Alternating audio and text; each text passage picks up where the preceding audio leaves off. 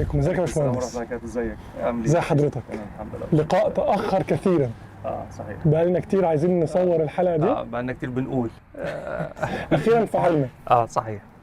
طيب حضرتك عرفني بنفسك وقول لي ليه احنا هنصور الحلقة النهاردة؟ طيب انا مهندس استشاري، 27 سنة خبرة في الهندسة الحمد لله والشكر لله. اشتغلت في مصر والامارات والسعودية، ولكن يعني من 6 سنين 7 سنين بدأت افكر في حاجة تانية. عندي شوية احلام وطموحات ان انا اشتغل في الاديوكيشن، في الاونلاين اديوكيشن تحديدا.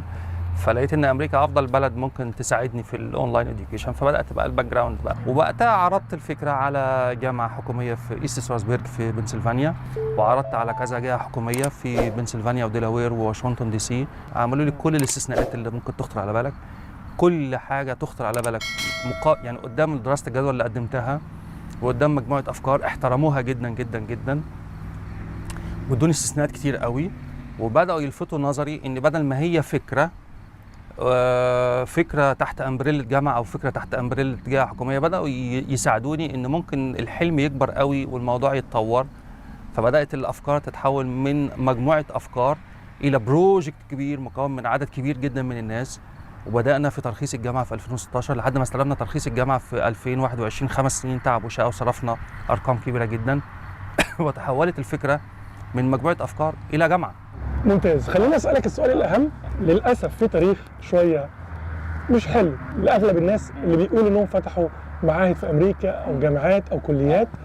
غالبيتهم للأسف بيكونوا، مش عايز أقول الكلمة، بس بيكون الموضوع عبارة عن نصب. بياخدوا تراخيص مش حقيقية، وحتى تراخيص مش يعني ملهاش علاقة بالتعليم. مجرد تراخيص لشركة أو لمكتب ما، للأسف. وبعدين يروح يبيع في الوطن العربي، يقول أنا عندي شهادة بكذا طبعا، وعندي ماجستير بكذا وعندي دكتوراه بكذا، وكلها أرقام أنت عارف إنها بيكسبوا ملايين، يعني حاجة أكتر منكم. يعني الموضوع للأسف طيب خلينا نكمل السؤال وهسألك إيه الفارق اللي يخلي المشاهد يعرف إنه حضرتك جامعة حقيقية وعندك ترخيص حقيقي، وإن الناس التانيين ممكن يكونوا مزيفين أو مزورين؟ طيب هو للأسف يعني للأسف 90% من الجامعات الوهمية طالعة من أفريقيا ومن آسيا، موجودة هنا في واشنطن وفي كل الولايات تقريبا. بيأسس شركة في ساعتين وبيعمل ويب سايت، والشركة بيسميها جامعة، يعني ممكن يسميها أي حاجة. اسم صحيح يعني وللأسف أمريكا هنا ما بيعترضوش يعني. تمام. وبيجيب شوية دكاترة وبيدوا كورسات وشهادات وبيوثقها. لكن الشغل الصح قصة ثانية خالص. الشغل الصح ده حاجة احنا قعدنا بالظبط 5 سنين عشان ناخد موافقة الجامعة. اوكي. الإجراءات الرسمية انت لازم تدور على جهه ترخص لك الجامعه. في جهه موجوده في كاليفورنيا، في جهه هنا في واشنطن، في جهه في شيكاغو، في جهه في تكساس. مش ال50 ولايه فيها جهه ترخص لك الجامعه، لا، يعني حوالي مثلا 10 جهات في امريكا يرخصوا لك الجامعه.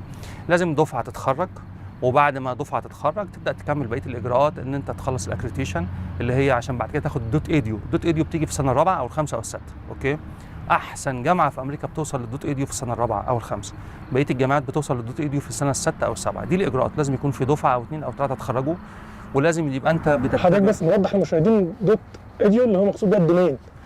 في الاول انت بتتبع اول جهه اللي هي بترخص لك الجامعه، ده بيبقى كوميشن تابع للاديوكيشن ديبارتمنت اللي هي وزاره التعليم. بيمشوا معاك بيمشوا معاك بحد اقصى من 5 ل6 سنين. بعد كده انت بعد سنتين بتبدا تنتقل للجهه الاعلى، بتبدا تتبع احد جهات الاكريديشن، بتبقى انت فولور لاحد جهات الاكريديشن. وتدريجيا بقى اثناء بقى ده وده انت بتتبع كل الجهات الحكوميه الامريكيه اللي هي بتبقى رقيبه عليك عشان الجوده وعشان الاعتماد وعشان هم بيتعاملوا مع الطالب على انه هو كاستمر. فالكاستمر ده ليه حقوق. صح. فالكاستمر ده من حقه ان هو ياخد تعليم جيد وتعليم راقي واوراق سليمه ودكاتره محترمين ودكاتره تمام. دي الرحله بدات من شهر 6 بدات من ديسمبر 2016 واكتملت الفكره كلها من شهر 6 2017. كان التارجت بتاعي ان كل الناس الباتشلر ديجري والماستر ديجري والدكتور ديجري، كان هدفي من البدايه انا وكل فريق العمل ان الناس دي بدل ما بتحضر التعليم فيزيكال ان كلاس، لازم الناس دي تحضر اونلاين بنسبه مثلا 50% او 70% اونلاين او 75% اونلاين، وان كلاس مثلا 25%. يبقى معظم تعليمهم اونلاين. احنا بنساعد الناس انها تتعلم اونلاين في الوقت اللي يناسبه، في المكان اللي يناسبه، بالطريقه اللي تناسبه. يبقى في النهايه هو اتعلم، بدا يطور نفسه في شغله، بدا يكسب فلوس اكتر. وبالتالي الناس لما تتعلم وتفهم كويس هتطور نفسها في شغلها فهتكسب فلوس اكتر، يبقى احنا كده طورنا الفرد والمجتمع والدوله. ده كان الهدف. وتدريجيا الفكره اتقبلت ودعمونا دعم كبير جدا، وبدانا تدريجيا الرحله. بدانا بالماجستير، ثم دخلنا في البكالوريوس، ثم دخلنا في بقيه البرامج العلميه. طيب رحمتك انا من الشمس بس وقفتك. احكي لنا بقى انجازاتك كمصري وعربي. قلت لي شويه ارقام مؤخرا حققتها الحمد لله، سريعا يعني.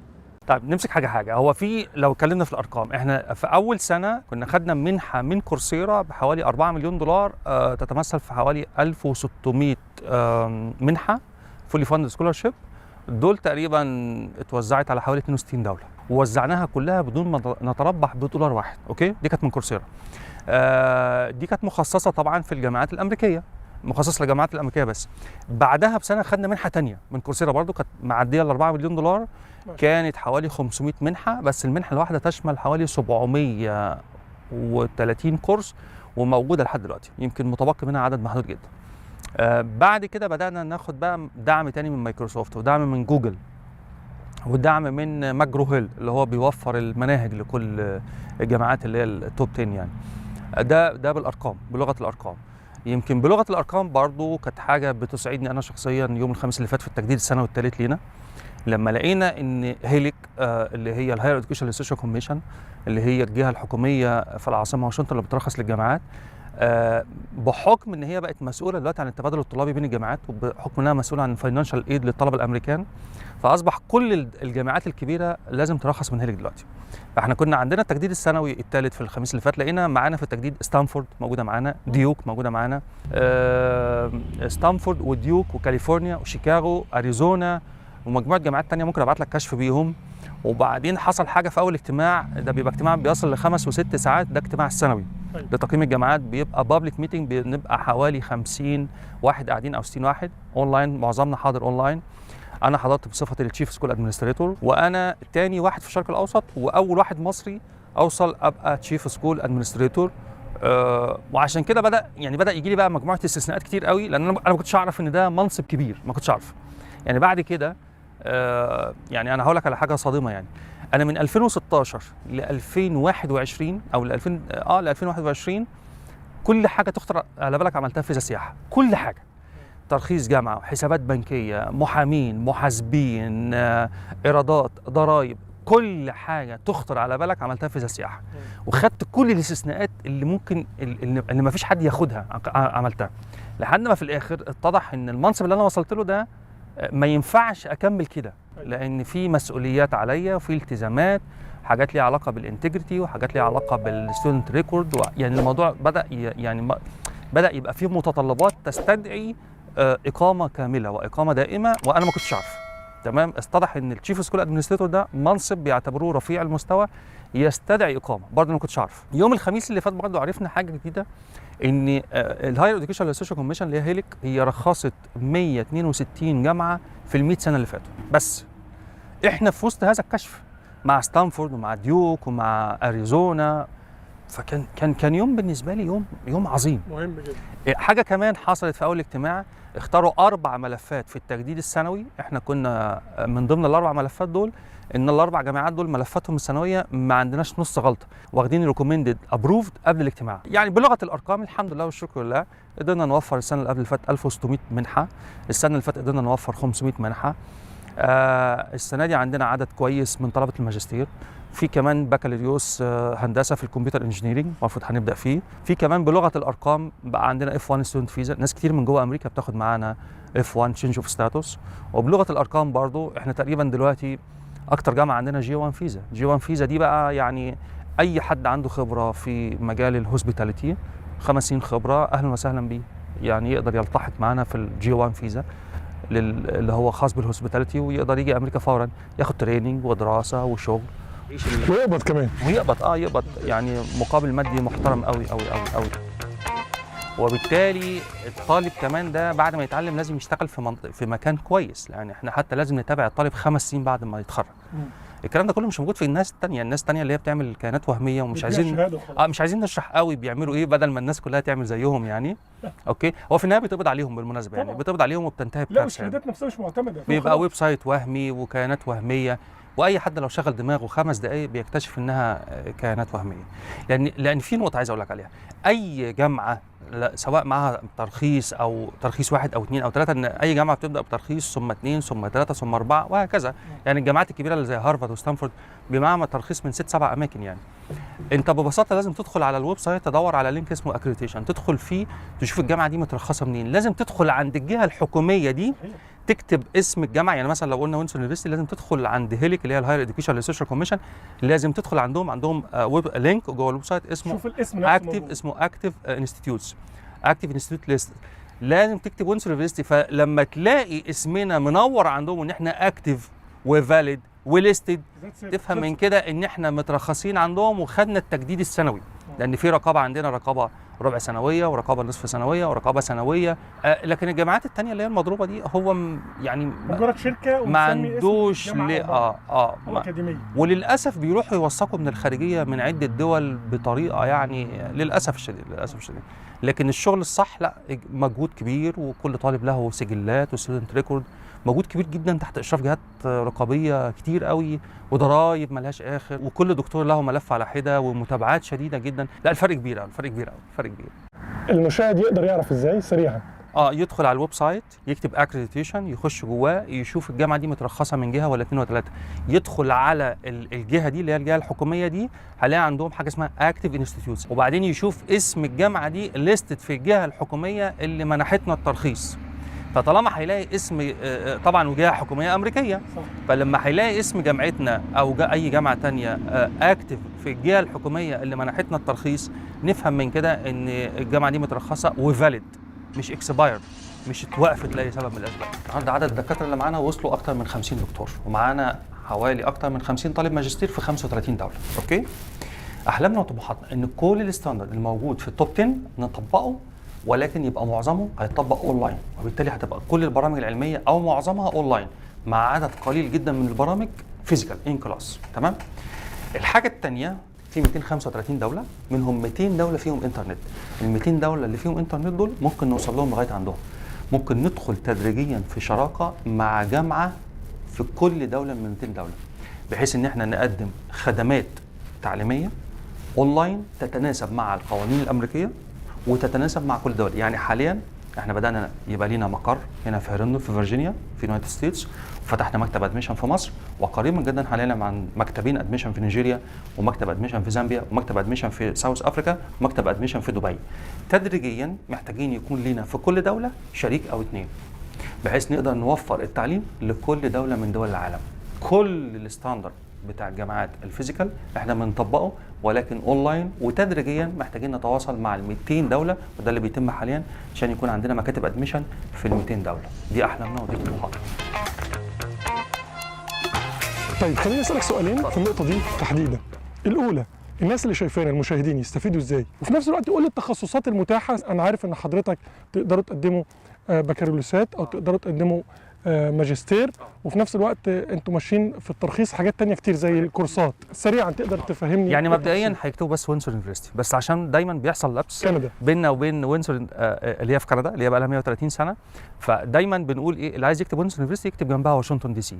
احنا هنطلع له تقريبا في اول صف، هيدخل على الهوم بيج هيلاقي الحاجات المهمه اللي عندنا احنا حاطينها في الهوم بيج، اللي هي الماستر ديجري في البيزنس ادمنستريشن، وفي الاف 1 اللي هي ستودنت فيزا للتشينج اوف ستاتس اللي من جوه امريكا او من بره امريكا بتبقى اسمها اف ستودنت فيزا، وفي الجي 1. الجي 1 دي انا بعتبر انها فرصه حقيقيه مش موجوده لا في مصر ولا في الشرق الاوسط. امريكا فيها 15 نوع للجي 1، احنا قدمنا على واحده وخدنا موافقه، وبقيه ال 15 في الطريق. فاحنا بعد اجراءات استمرت اكتر من سنه ونص خدنا الموافقه بتاعه الجي 1.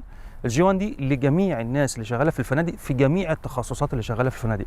امريكا فيها عجز في عدد الموظفين اللي شغاله في الفنادق، فهو عشان يجيب ناس من جوه السوق هو مش لاقي، بيطلب ريكويست من الديبارتمنت اوف ستيت، وزاره الخارجيه الامريكيه، ان هو يجيب ناس من بره امريكا تحت امبريلا اللي هي الستودنت اكسشينج، ان هو يجي. الامبريلا دي بتشمل 300,000 واحد كل سنه موجهه ل 200 دوله. يجوا يقعدوا هنا 12 شهر، 6 او 12 او 18 شهر، بيشتغل 20 ساعه في الاسبوع، ياخد تقريبا $20 في الساعه. في بعض الفرص معانا بتصل ل $30 في الساعه، بيشتغل 20 ساعه في الاسبوع، يعني تقريبا 80 ساعه في الشهر. نص الفرص اللي معانا بتبقى شامله هاوسنج، فهو جاي هيسكن في الفندق، مش هيصرف حاجه منهم، فمش هيصرف بوكيت حاجه ماني يعني. بالظبط. وكمان هو شغال في فندق، فالاكل بالنسبه له هيبقى الامر سهل. فبالنسبه له لما يقعد هنا 12 شهر هو لوحده، طبعا لو واحد معاه زوجه واولاد هو بيجي مثلا بجي 1 والزوجه بتيجي بحاجه اسمها جي 2 والاولاد جي 2، ولو كواليفايد هيبعتوا له اكسبشن ان هو يكمل من خلال الاميجريشن لو هو كواليفايد، او لو هم محتاجينه. انت فاهم طبعا امريكا اكتر مني، لو هم محتاجينه بيطلعوا له استثناءات، ولو هو كواليفايد بيطلعوا له استثناءات. وياما ناس دخلت امريكا بالجي 1 وما خرجتش تاني. صحيح. يعني القانون بيقول 12 شهر ويمشي، لكن ياما ناس نعرفهم بداوا بالجي 1 خدوا جنسيه. صح. لان البلد محتاجاه وهم بيدعموا اي واحد متميز. بس فالتعليم، خلينا نتفق، التعليم وسيله مش غايه. صح. التعليم وسيله انك تطور نفسك، وسيله انك تكسب فلوس، وسيله انك تفهم الدنيا، وسيله انك تبني بلدك، وسيله انك تعمل حاجات كتير. فاحنا خلينا نتفق انه وسيله مش غايه، وبناء عليه الوسيله دي بتساعدك انك تطور نفسك، واحنا هنساعدك انك تطور نفسك. بس هو مش الهدف ان احنا ناخد شويه شهادات، لا، الهدف ان احنا نطور نفسنا. في نوعين من كورسات اللغه الانجليزيه، في دراسه لغه انجليزيه without F1 student visa او F1 status، لكن البروجرام اللي عندنا هو F1 student visa و F1 student status. لو انت بره امريكا يبقى اسمه F1 student visa، لو انت جوه امريكا اسمها change of status.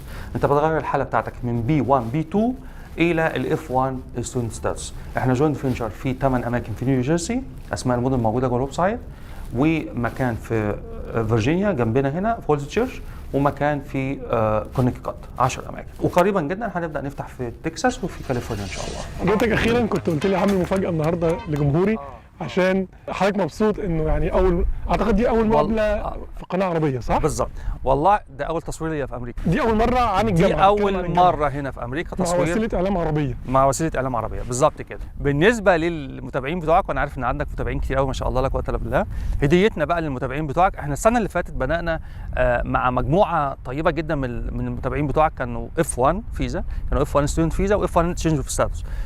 بالصدفه كان معظمهم دكاتره، الحمد لله كلهم خدوا موافقه، ودلوقتي كلهم بيعملوا معادله، في منهم مصريين وفي منهم كلهم مبسوطين من حضرتك وبيشكروا الجامعه والله. واكيد بيقولوا لك واكيد بيقولوا لك. تمام. نقول اسماء ولا مش لازم نقول اسماء؟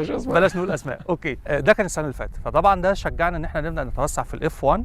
ودلوقتي الجديد بقى اللي هو الجي 1. الجي 1 فيزا دي فرصه عظيمه جدا لاي حد من بره امريكا، ان هو فجاه في 4 أسابيع يبقى جوه امريكا، لو عنده خبره 5 سنين في مجال الفنادق، في اي تخصص في الفنادق او المطاعم او السياحه، في خلال 4 أسابيع يبقى في امريكا. دي لكل المتابعين بتوعك ان شاء الله ببلاش بقى، مفيش اي مشكله. الله يخليك. يعني بالطريقه اللي انت شايفها، بخلاف طبعا ان احنا اعتقد في ناس كتير يعني كانوا كلمونا، اعتقد في ناس طلبوا معانا من كندا ومن امريكا شغالين معانا دلوقتي في الماجستير، كانوا من المتابعين بتوعك برضه، وعملنا لهم خصم خاص ليهم لان هم من المتابعين بتوعك، فدي برضه يعني نديهم كل الخصومات اللي هم عايزينها ان شاء الله ببلاش، يعني ان شاء الله ببلاش، يعني مفيش اي مشكله. شكرا جزيلا. في نهايه الحلقه حط تحت في الديسكربشن او في الوصف بتاع الحلقه كود او لينك اللي حضرتك هتديه لنا من الجامعه، كل اللينكات المهمه للناس عشان يستفيدوا بيها. صحيح. ونحط لهم كل الاكواد اللي هم عايزينها، مفيش اي مشكله. اشكرك، شكرا جزيلا يا باشمهندس. اشكرك، انا متاكد من كده.